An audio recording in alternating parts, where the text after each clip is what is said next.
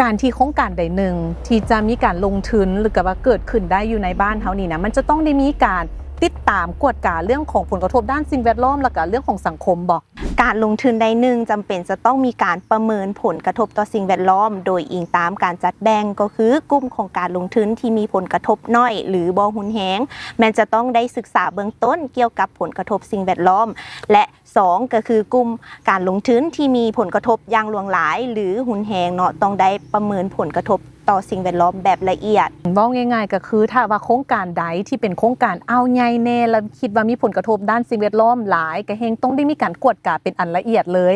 หลังจากที่เฮาฮู้ระดับแล้วขั้นตอนต่อไปมันเฮาสิเฮ็ดอันใดต่อหั่นสำหรับขั้นตอนต่อไปก็คือแม่นการเฮ็ดบทรายงานเกี่ยวกับการประเมินผลกระทบต่อสิ่งแวดล้อมแบบละเอียดแม่นจะต้องได้สร้างแผนคุ้มครองและติดตามการกวดการสิ่งแวดล้อมซึ่งกำหนดเนื้อในเนาะผลกระทบและความเสี่ยงที่อาจจะเกิดขึ้นแผนในการรับมือแผนในการติดตามโดยเจ้าของโครงการและแขนงการที่เกี่ยวข้องแล้วหลังจากที่เฮามีบทรายงานแล้วนี่เฮาจะฮู้ได้จังได๋ว่าโครงการดังกล่าวจะถูกอนุมัติหรือบ่อนุมัติให้มีการลงทุนโดยสำหรับโครงการที่จะได้ดำเนินการได้ก็ต่อเมื่อมีบทรายงานผลกระทบและแผนคุ้มครองการติดตามกวดการสิ่งแวดล้อมแบบละเอียดได้รับการอนุมัติแสดงออกโดยการได้รับใบยั่งยืนเกี่ยวกับสิ่งแวดล้อมซึ่งเป็นการกอบที่อ้างอิงเนาะเกี่ยวกับการกวดการวิชาการทางด้านสิ่งแวดล้อมก็คือการดำเนินการติดตามและการจัดตั้งปฏิบัติเวียกงานสิ่งแวดล้อม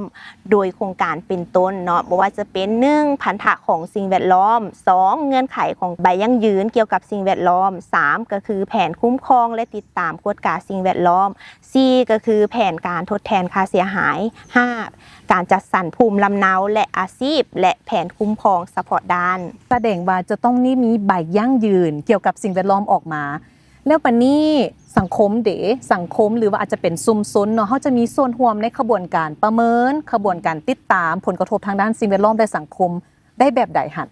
สำหรับการมีส่วนร่วมของสังคมเนาะแม่นขบวนการปรึกษาหารือการสนองข้อมูลข่าวสารและรับคำคิดเห็นของทุกภาคส่วนและสังคมเกี่ยวกับการลงทุนหรือกิจกรรมต่างๆเนาะซึ่งสามารถเข้าร่วมได้ใน3ระยะก็คือ1การเก็บกำข้อมูลและจัดกองประชุมแบบมีส่วนร่วมในขั้นตอน2ก็คือการประกอบความคิดเห็นในแผนการคุ้มครองสิ่งแวดล้อมและสังคมเนาะแล้วก็3แม่นในระยะของการสิ้นสุดของโครงการซึ่งว่ารัฐบาลเนาะก็จะได้มีการส่งเสริมเรื่องของการมีส่วนร่วมของทุกภาคส่วนในสังคมโดยการสนองข้อมูลการประกอบความคิดเห็นเข้าในเวียกการประเมินและคุ้มครองสิ่งแวดล้อมท่านสามารถอ่านนิติกรรมที่เกี่ยวข้องสำหรับรายละเอียดเกี่ยวกับขบวนการมีส่วนร่วมของมวลชนเป็นต้นการเผยแพร่ข้อมูลโครงการโดยการสร้างกระดานข่าวอยู่บรรดาบ้านและเขตโครงการ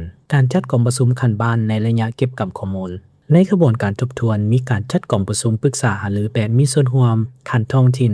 การจัดกองประชุมปรึกษาหารือแบบมีส่วนร่วมขั้นส่วนกลางและการประกอบคำคิดเห็นทางออนไลน์เช่นเว็บไซต์ Facebook ของกระทรวงเกษตรกรรมและสิ่งแวดล้อม